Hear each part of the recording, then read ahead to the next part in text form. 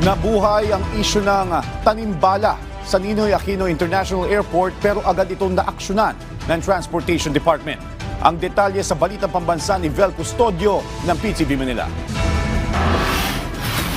Sinibak na ng Department of Transportation ang tatlong security personnel ng Office of Transportation Security sa NAIA Terminal 3 kaugnay ng viral social media post na kung saan hinarang ng security personnel ang 69 na taong gulang na babae kasama ang kanyang pamilya para sa physical inspection ng bala noong March 6. Inakusahan nila ang ginang na nagdala umano ng bala sa airport.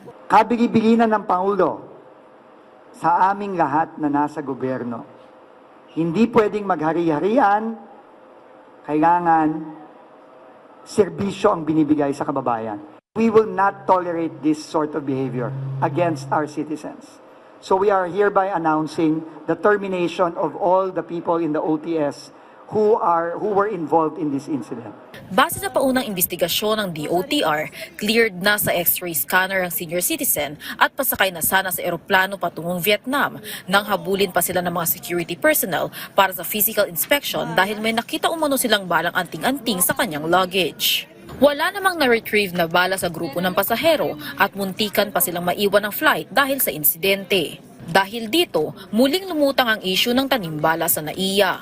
Patuloy naman ang investigasyon dito at haharap sa administrative charges ang mga sangkot. I am calling on our kababayans. Kapag nangyari sa inyo to, huwag kayong matatakot. Huwag kayong mahihiya. I-report nyo agad.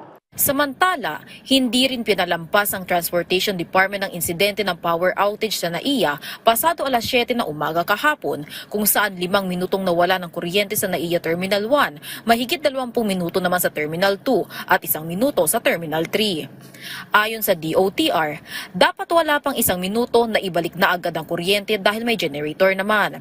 Nakikipagtulungan na ang New NAIA Infrastructure Corporation sa National Grid Corporation of the Philippines para sa long-term solution para hindi na maulit ang insidente. To connect directly to the national grid. No? Kasi napakalaki kasi ng requirement ng airport. No? Ito'y para hindi na dumaan sa distributor ang supply ng kuryente sa airport at direkta na sa grid. Sinabihan na rin ni Manila International Airport Authority General Manager Eric Ines ang mga operator para ayusin ang naging problema at umayon sa standard ng privatization agreement for operations. Mula sa People's Television Network, Vel Custodio, Balitang Pambansa.